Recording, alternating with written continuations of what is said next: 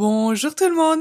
On se retrouve dans une nouvelle vidéo très spéciale. Aujourd'hui, c'est un challenge qu'on se lance. Mais avant ça, on est dans une chambre d'hôtel. Je pensais pas commencer une vidéo comme ça un jour. On est dans une chambre d'hôtel à Orly. Il est 6h48, on a un avion dans 1h30.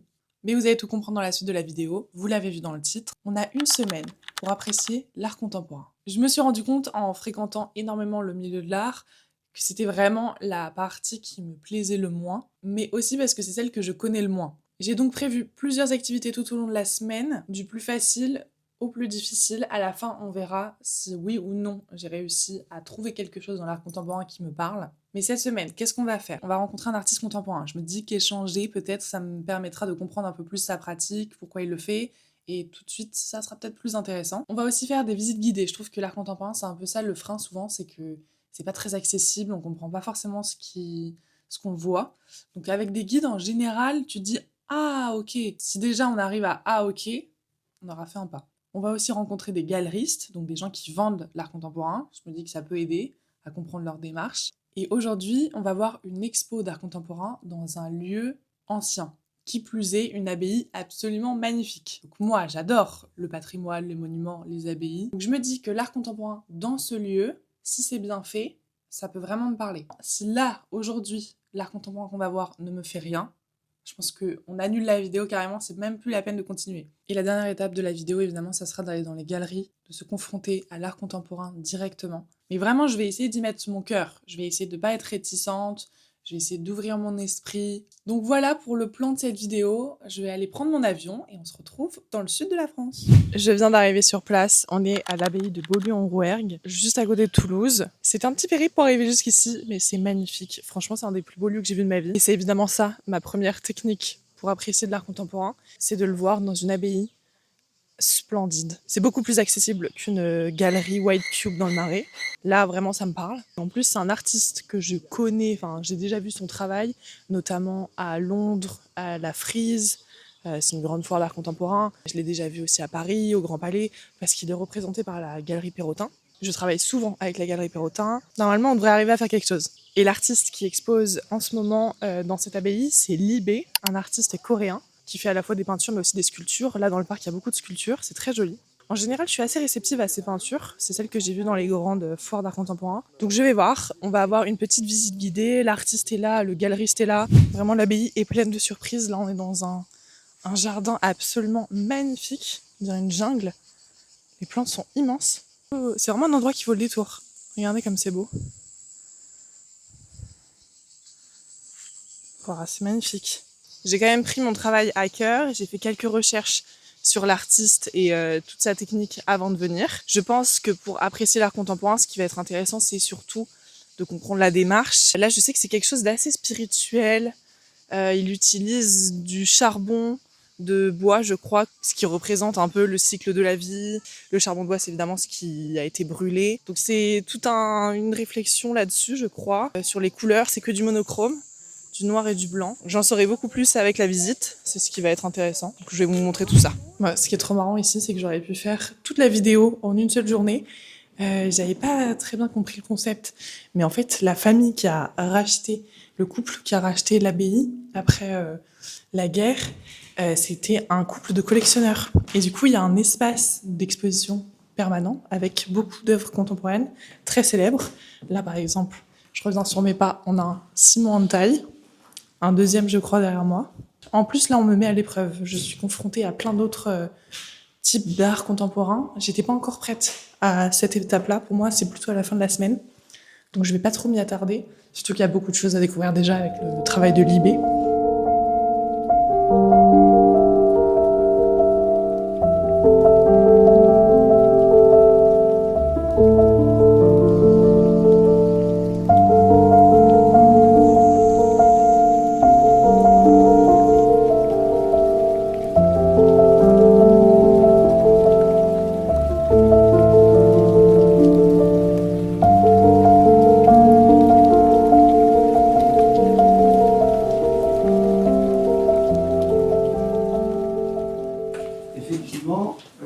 Ça appartient à la série fondatrice de tout le travail de Libé, c'est-à-dire le travail avec le charbon de bois. En utilisant ces morceaux, en cassant, et en les collant sur toile. Ce qui donne cet effet très très lisse, et c'est ce qui donne surtout, de par la nature même du charbon de bois, la qualité de cette lumière, de ces miroitements, etc., qui fait du noir pour mettre la lumière dans le tableau. Le même tableau va bouger en fonction de l'éclairage. C'est vraiment effectivement le travail fondateur. Quand on dit toujours Libé, le charbon de bois, c'est ça.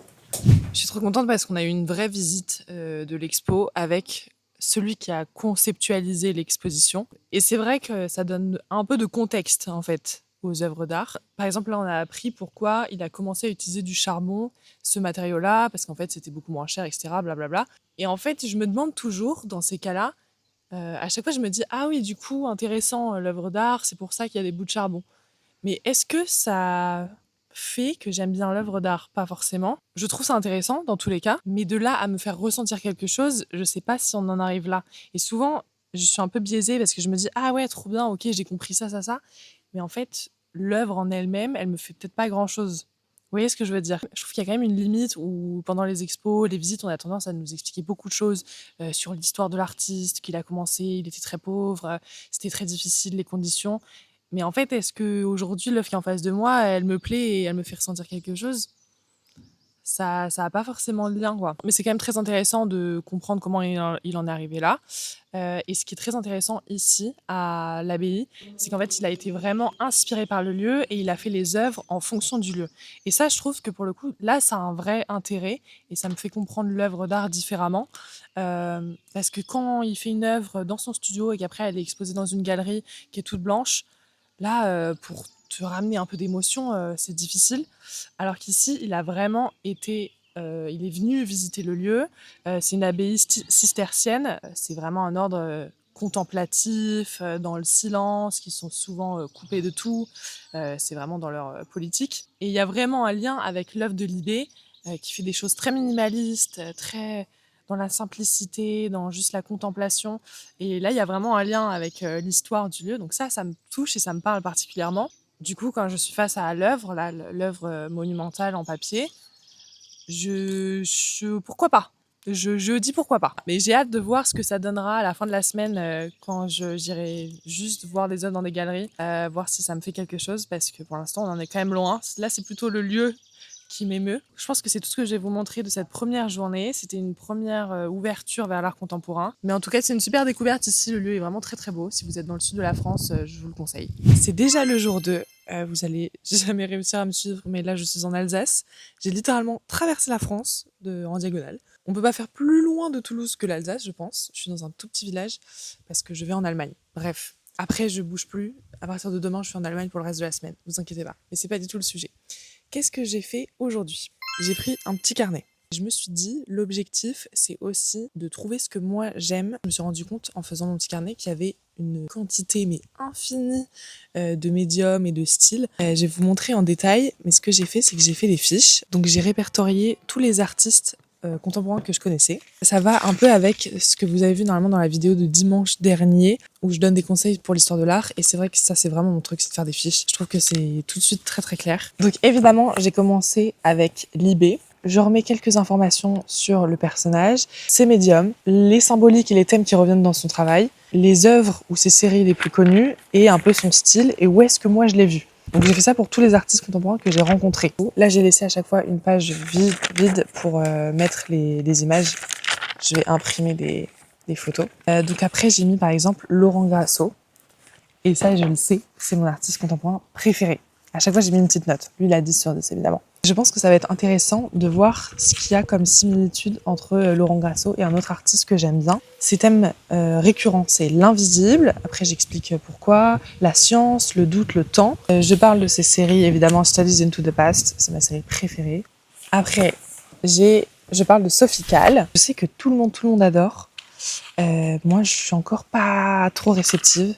Yayoi Kusama, là c'est pareil, donc dans la petite présentation j'explique ce qui est important pour comprendre son travail, donc évidemment qu'elle est sujette à des hallucinations visuelles et qu'elle est internée de son propre gré dans un établissement psychiatrique au Japon. Je parle aussi de Murakami que j'ai rencontré, et lui et Yayoi Kusama, j'avoue j'ai pas trop mis une bonne note, j'ai mis 6 sur 10, et déjà je trouve que là le point commun un peu entre ces deux-là, c'est que en fait les deux ont travaillé avec Louis Vuitton. Et je trouve que cette notion un peu de produits dérivés, surtout chez Murakami qui a vraiment sa spécialité, ça j'aime un peu moins.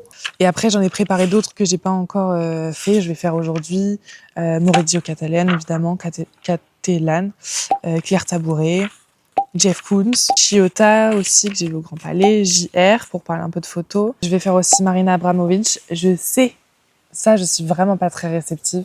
C'est tout ce qui est performance. J'ai encore un peu de mal. Je vais continuer aujourd'hui de remplir ce petit carnet. Et de toute façon, on va reprendre la route pour aller en Allemagne, vous avez compris. Et regardez juste la petite maison où je suis en Alsace. C'est magnifique. J'adore cette région. Mais bref, on est bien arrivé en Allemagne. Aujourd'hui, petite journée toute tranquille parce que j'ai beaucoup de choses à faire. Donc je vais appliquer un de mes propres conseils que je vous ai donné dans ma vidéo, une des dernières vidéos du dimanche, 10 conseils pour aimer l'art et l'intégrer à son quotidien. À chaque fois que j'ai un temps libre, j'écoute un podcast sur l'art contemporain, donc une interview d'artistes. Je me suis dit aujourd'hui, je vais vraiment laisser la parole aux artistes pour essayer de comprendre vraiment leur démarche. Donc je vous montre un peu le déroulé de ma journée et on débriefera tout ça à la fin.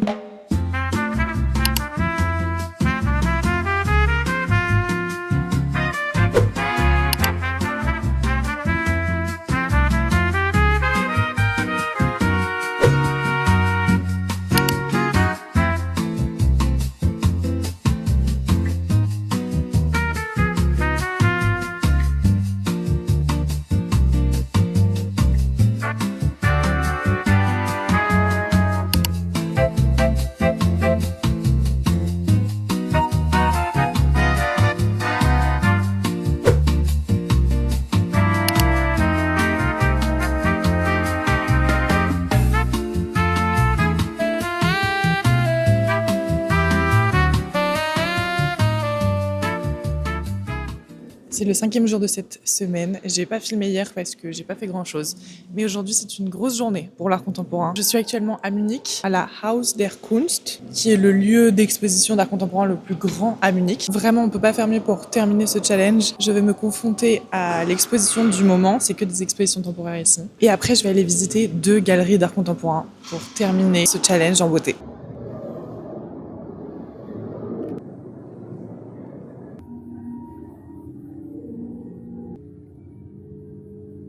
Je sors de l'expo, on est devant le musée. C'était quand même difficile. L'expo, elle était dédiée à l'artiste Stena, qui est une artiste islandaise, mais qui est spécialisée dans les vidéos. Donc, c'était vraiment un médium que j'ai pas eu beaucoup l'occasion de voir et de travailler cette semaine. C'était intéressant, mais un peu difficile, j'avoue, tous ces médias et toutes ces vidéos. Pas très accessible de prime abord. La première partie m'a beaucoup plu, qui était plus méditative, qui me faisait d'ailleurs beaucoup penser au travail de Libé, mais en vidéo. Ça, c'est vraiment un truc de spécialiste de pouvoir faire des parallèles comme ça. Mais toute la seconde partie, c'était juste des ondes et des bruits qui cassent la tête. Et je peux pas croire qu'il y ait des gens qui restent devant cette télé pixelisée pendant plusieurs minutes, alors que le bruit est abominable.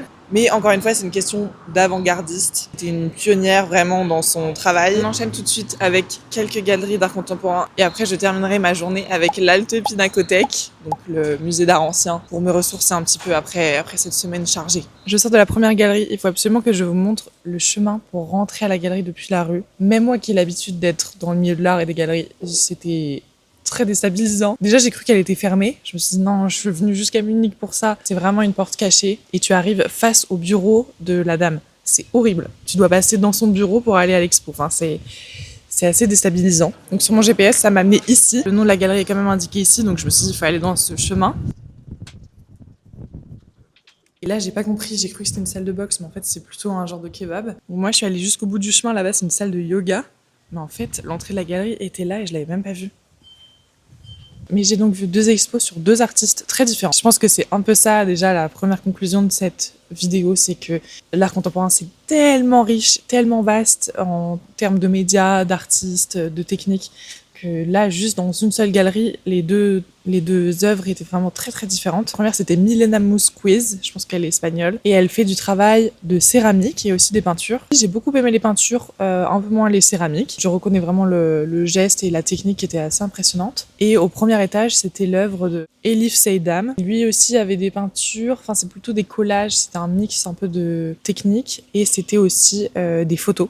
Et j'ai beaucoup aimé le travail des photos, elles étaient accrochées de façon assez singulière. Je trouve que c'est ça aussi qui est chouette avec l'art contemporain, c'est qu'ils peuvent jouer aussi pas mal avec la scénographie. C'est ce que j'ai appris en tout cas tout au long de cette semaine. En tout cas, si vous passez par Munich, c'est une très chouette galerie, les gens sont très accueillants, faut juste franchir le pas de ce petit chemin bizarre. J'ai eu une super découverte, on est dans le quartier de l'université de Munich, donc il y a énormément, c'est très artistique, il y a énormément de galeries. Je suis tombée par hasard sur une galeriste hyper gentille qui nous a fait tout le tour de sa galerie, présenter ses artistes, leur travail, c'était passionnant. C'est la galerie Fenawelow. Je vous recommande vraiment cette galerie si vous passez par Munich. En tout cas là, les artistes qui étaient exposés en ce moment, moi, me parlaient beaucoup. J'ai adoré. Je suis trop contente parce que ça montre que vraiment au fur et à mesure de la semaine, j'ai quand même trouvé l'art qui me correspondait et les artistes qui me parlaient le plus. Et je me rends compte que voilà, ce que j'aime le plus moi dans l'art contemporain, c'est vraiment les œuvres qui sont très douce, très contemplative. Juste derrière moi, il y a la galerie Kunst & Kunst. Non, attendez. Knust & Kunst. C'est très difficile à dire quand on parle pas allemand. Mais là, j'ai aussi une très très belle découverte. Une artiste qui s'appelle Angela Glashkar et qui fait un travail merveilleux du papier. J'ai commencé la semaine en me disant que ce qui me plaisait le plus, ça serait forcément de l'art figuratif. Parce que le seul artiste contemporain que j'aimais bien, c'était Laurent Grasso. Et en fait, pas forcément. J'aime d'autres choses. Notamment, voilà, tout ce qui est délicat, comme je le disais. Bref, c'était une semaine très intense. Il y a eu des choses assez dérangeantes, mais beaucoup de bonnes expériences. J'espère que ça vous aura inspiré pour faire la même chose si vous n'êtes pas forcément fan d'art contemporain. En tout cas, moi, ça a été assez efficace. Il y a encore beaucoup de choses qui me parlent pas beaucoup, mais je sais au moins ce que j'aime. Et c'est déjà la fin de cette vidéo, la fin de cette semaine sur l'art contemporain. Et n'oubliez pas, on se retrouve tous les dimanches pour une nouvelle vidéo sur l'art ou un vlog culturel. Donc n'hésitez pas à vous abonner si cette série vous plaît et on se retrouve dimanche prochain.